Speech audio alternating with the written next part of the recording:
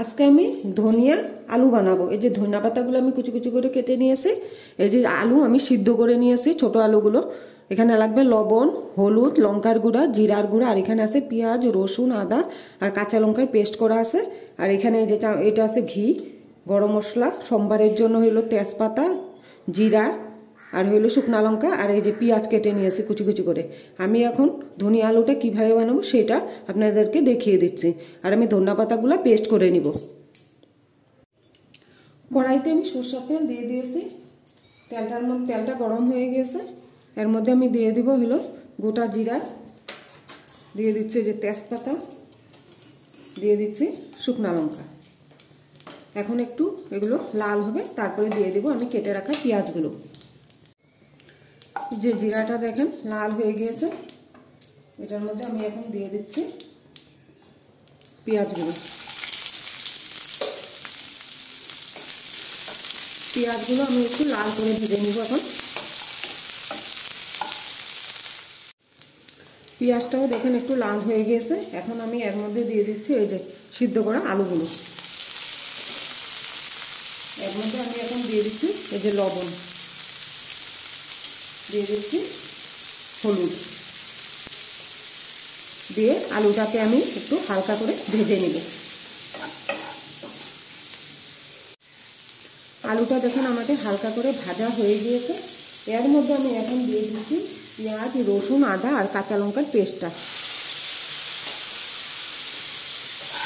এখন আমি স্টিমটা কমিয়ে এই পেস্টগুলোকে একটু ভালো করে কষিয়ে নেব। দেখুন মশলাগুলো আমাদের কষানো হয়ে গিয়েছে। এখন আমি এর মধ্যে দিয়ে দিচ্ছি ওই যে জিরার গুঁড়া, আর দিয়ে দিচ্ছি যে লঙ্কার গুঁড়াটা, দিয়ে আমি আলু ভালো করে একটু কষিয়ে নিচ্ছি। আমার এই আলু ধনিয়ার রেসিপিটা যদি ভালো লাগে তাহলে আপনারা লাইক করবেন, শেয়ার করবেন, সাবস্ক্রাইব করবেন। দেখেন আর একটু সময় আমি কষিয়ে নিব স্টিমটা কমিয়ে। সব মশলা আমাদের কষানো হয়ে গিয়েছে। এর মধ্যে আমি এখন দিয়ে দিচ্ছি এই যে আমি পেস্ট করে রেখেছি ধনিয়াগুলো।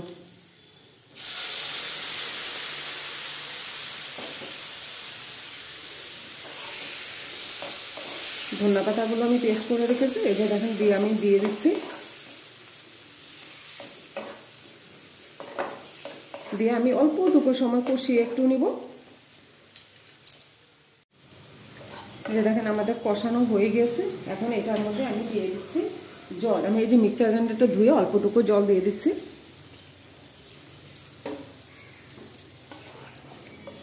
আলুটা সিদ্ধ করা আছে, যার জন্য আমি বেশি একটা জল দিব না।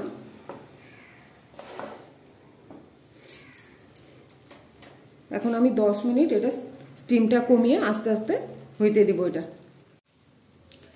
এই যে দেখেন 10 মিনিট হয়ে গিয়েছে। এই যে এটার মধ্যে আমি এখন দিয়ে দিচ্ছি এই যে ঘি দিয়ে দিয়েছি, দিয়ে দিচ্ছি একটু গরম মশলা,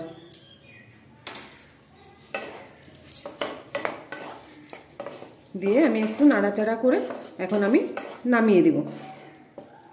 আমাদের আলু ধনিয়া হয়ে গিয়েছে, এখন আমি এটাকে নামিয়ে দিচ্ছি।